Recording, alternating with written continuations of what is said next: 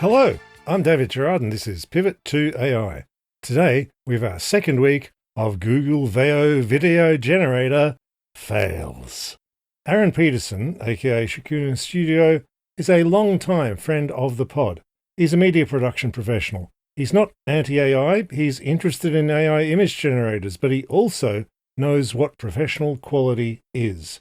He's had a gutful of AI shills claiming that AI video generators can make professional work now or in 6 months. It's just not true, and there's no reason to think it is true or will be true. So Aron took the AI pumper's promises at face value. He tried getting Veo to make specified scenes, like you would for professional work, and it just fails hard.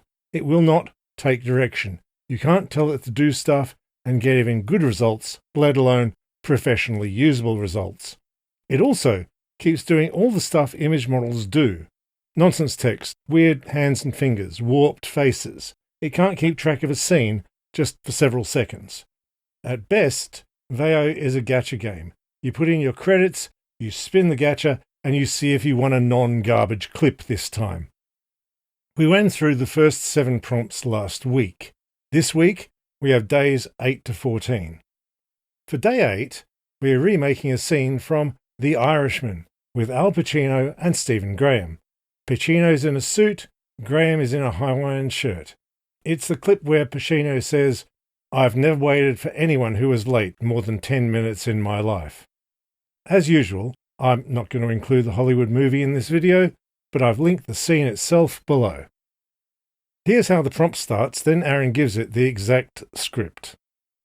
A suited old union boss is sitting at a round table in a large, dimly lit dining room. A gangster wearing sunglasses and a Hawaiian shirt sits down next to him. They start talking. How you dress for a meeting? This is how you dress in Florida? In a suit? For a meeting? Anywhere. Florida, Timbuktu, I dress in a suit. For a meeting. And you're late. What? Is that how you dress for a meeting? This is how you dress in Florida? In a suit? For a meeting? Anywhere. Florida, Timbuktu, I dress in a suit. For a meeting. And you're late. What? You're late. Yeah, there was traffic. Yeah, there was traffic. I never waited for anyone who was late more than 10 minutes in my life. I'd say 15. 15's right. No, 10. I don't think so. 10's not enough. You have to take traffic into account. That's what I'm doing. I'm taking traffic into account. That's why it's 10. I will say 15. No, 10.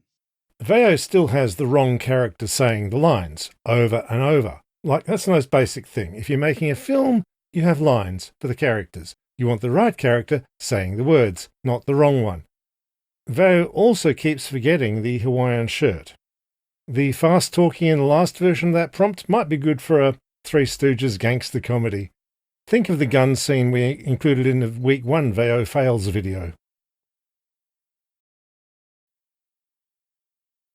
Veo has a feature called Flow, so you can make a string of Veo 3 clips with some consistency between clips. You bring your own character models, but you can't just extend a clip you've made beyond 8 seconds. So Aron needed to generate a fresh clip each time, and the characters and scene are just completely inconsistent.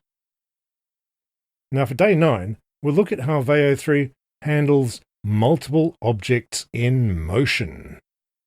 Here's the prompt. Ho Chi Minh City. High traffic at an intersection of roads. There are no traffic lights. The traffic is constantly moving. Dozens of scooter and bike riders weave in and out of traffic, carefully avoiding each other. Cars and buses also navigate the traffic. Even though it all seems like chaos, there is organisation because all the drivers and riders respect each other and avoid having accidents." Unquote.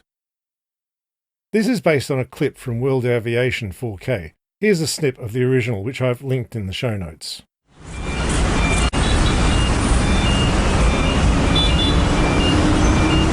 Veo's result is bad. Motorbikes, cars and people morph, distort, vanish, split into two, melt away, or just stop. The problem here is that generative AI doesn't know what an object is. It just does pixels. To do a scene like this, it would need to know what an object is and how to keep track of it. Also, it renders gibberish text. Also, Veo just cuts the sound a lot. Here's Veo's rendition.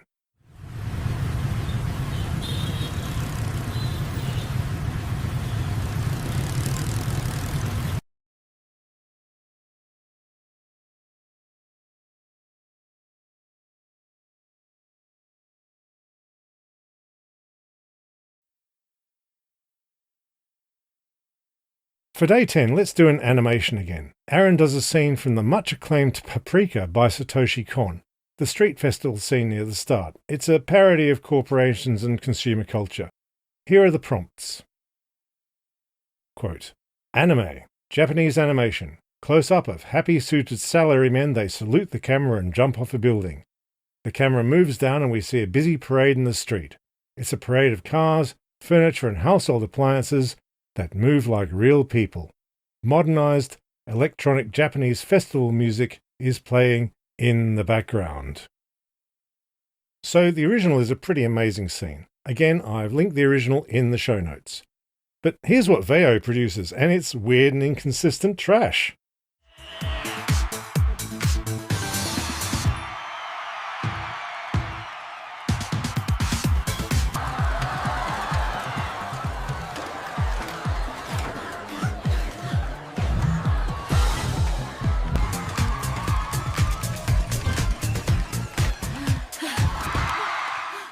Here's Aron's assessment.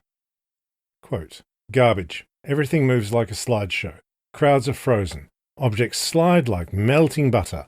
Sometimes Veo would generate scenes with a 2D look and sometimes with a 3D look, disobeying the prompt. The Japanese writing in the backgrounds is nonsense. Video generators struggle with Japan's mixed writing system. Kanji, hiragana, katakana and romaji. So, could you use this for real work? No. Quote, generated videos can't be compared to handmade or 3D CGI animation and do not fit neatly into an animation pipeline. There's not much you can do with crummy MPEGs. Repairing MPEGs means converting into image sequences and repainting frame by frame. Also, if you watch the clip again, there are legs growing out of a head. For day 11, Aron remakes a couple of shots from Jackie Chan's 1985 action thriller, Police Story. Quote, this is Jackie Chan in peak form. He's risking his life to entertain us, and audiences worldwide are giving him money out of gratitude for the amount of effort he puts in. We'll use Veo to remake two shots from the film. The first where Jackie Chan tries to take control of a hijacked bus, and the finale of Police Story where he jumps off the third floor of a shopping mall without any wires or ropes to protect him. So here's prompt 1. The original has Chan jumping up and hooking himself to a double-decker bus with an umbrella and swinging around as it drives erratically. I've linked it in the show notes. An undercover Chinese cop wearing a khaki jumpsuit sees two gangsters have hijacked a bus. Cut to the undercover Chinese cop wearing a khaki jumpsuit jumps onto the side of a fast-moving bus, but using an umbrella to hook onto the upper deck's window ledge. Using the umbrella, he holds on precariously as the bus speeds down the road. What's going on with that bus? Everybody down! This is a hijacking!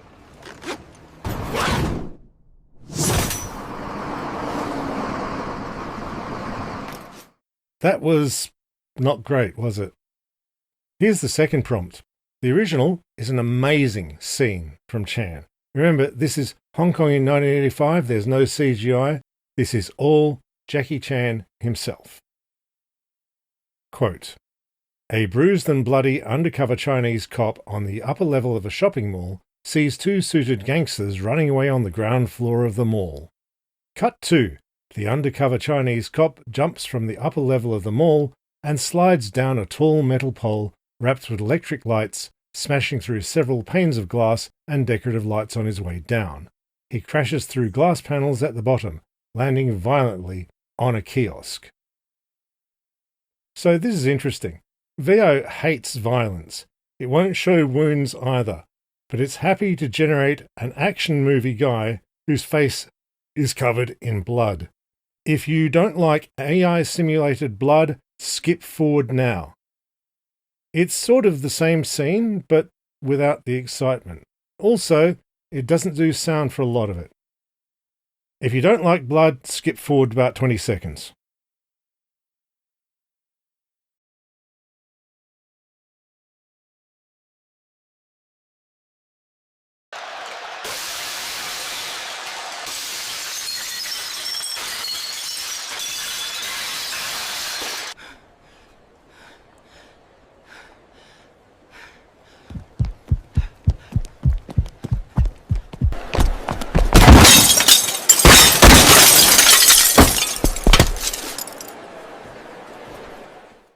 Aron says, as usual, the results are garbage. I'll let the videos speak for themselves.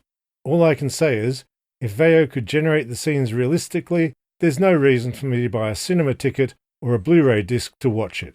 There are no actors busting their backs for me. Why would I pay money to watch computer-generated martial arts and stunts? That'd be like watching CPU versus CPU in a fighting or sports game. It's pointless. A commenter on Aron's LinkedIn says, Jackie Chan and Tom Cruise doing their own stunts equals thrilling, and I would pay to see that. AI characters falling and morphing in a completely digital scenario equals confusing and not getting a penny of my money. For day 12, we'll remake an interrogation scene from Heat with Al Pacino and Ricky Harris. Here's the start of the prompt. Quote, plainclothes-suited Italian-American Police Lieutenant Vincent Hanna sits in a garden with a well-dressed African-American informant, Albert Torina. They are engaged in an intense discussion. Vincent speaks sharply. Albert is nervous. Unquote. Then Aron gives Veo the script. The result is bizarre. It changes languages and adds subtitles we didn't even ask for. Near the end, Veo throws in a completely unrelated clip of two Indian guys in a nightclub. Here's the video. I've bleeped the swear words because this is a family channel, but Veo did add the swear word, so that's nice. Empathy was yesterday. Today you're wasting my time. Vincent, man, look. Did you fall in love? Come on, did you fall in love last night?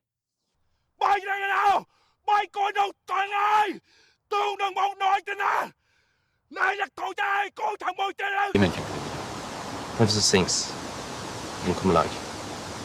Mash from Tangicho. I'm sure. Good.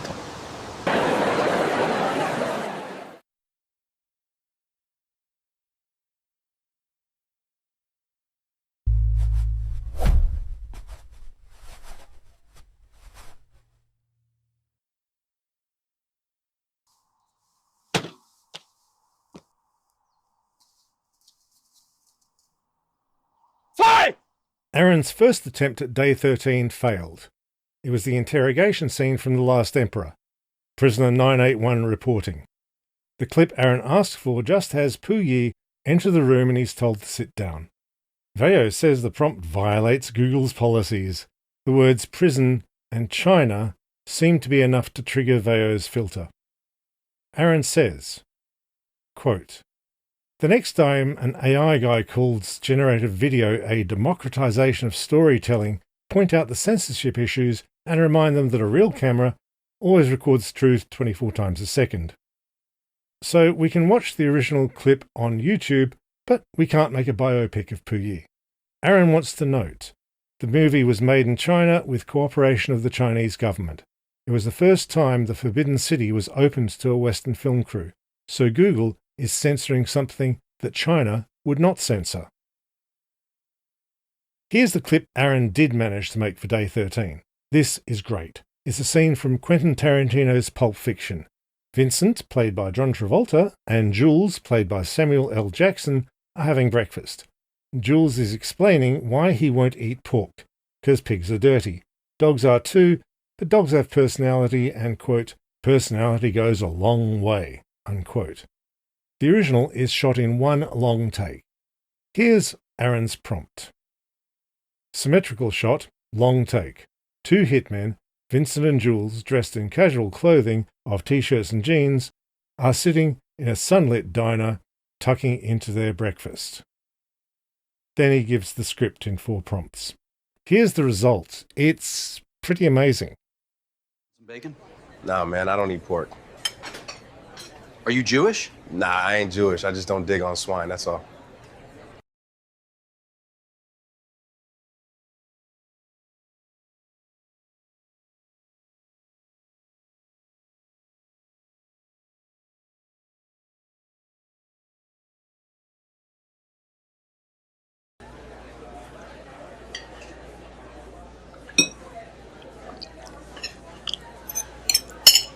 The audio cuts out on the second clip, and Veo just decides to disobey the script. The subtitles were not asked for at all. Veo just decided the clip needed some gibberish subtitles. Aron says, "The overall look of the clips are bad, with excessive clipping in the bright areas of the scene which cannot be fixed in post. We see that Vincent's steaming hot coffee is served in a metal cup with ice cubes in it." For day 14, Aron remade the hallway fight scene from Oldboy by Park Chan-wook. Aron expected Veo to fail here. There's a lot of people in the scene, and the original is a 3-minute take. The 3 prompts detail how the scene's supposed to go. Here's the first prompt. A gritty, narrow hallway in an old apartment building. The walls are stained and cracked. A disheveled Korean man named Dae-soo, wearing a black suit, waits at one end of the hallway holding a rusty claw hammer. Dae-soo looks determined and exhausted. Dae-soo sees a group of rough thugs blocking the corridor in front of him. The thugs are armed with knives and sticks. Epic soaring background music plays.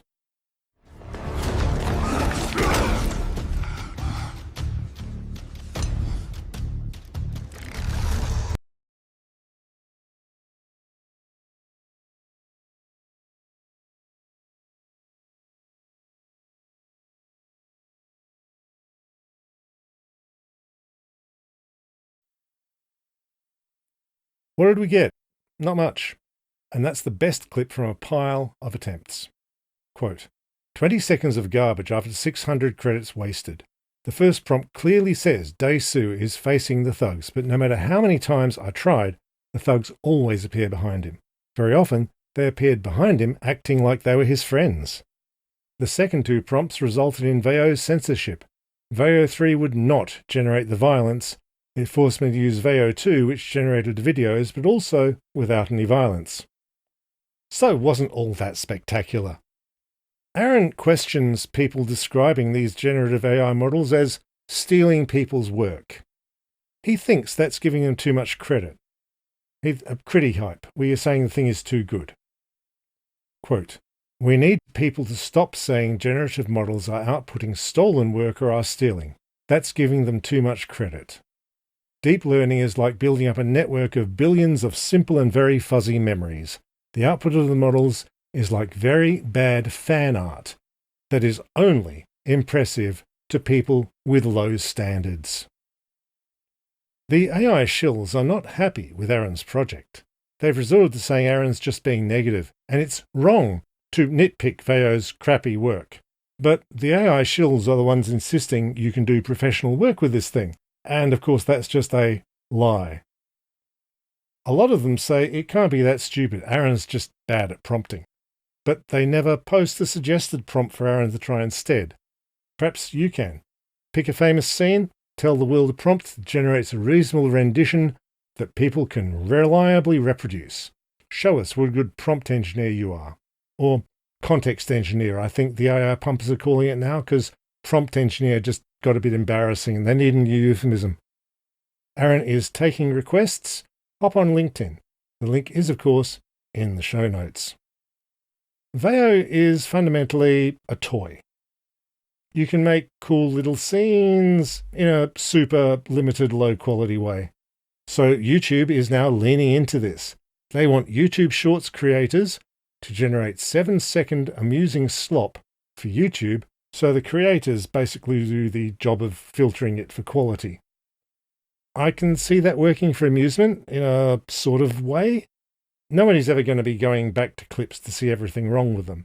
It's for an audience who YouTube think really want slop and don't care. I have my doubts, but perhaps it exists. Anyway, we'll be back next Saturday with week 3 of Google Veo 3 fails, courtesy Aron Peterson. Thanks for tuning in to Pivot to AI. If you enjoyed this video, please forward it to one other person, or to every AI shill on LinkedIn. They might enjoy it too. Please do hit like and subscribe on this video. Leave a podcast review. And Pivot is supported by its viewers, listeners, and readers. So, please do drop $5 into the Patreon linked in the show notes. Thank you all. See you tomorrow, and bye for now.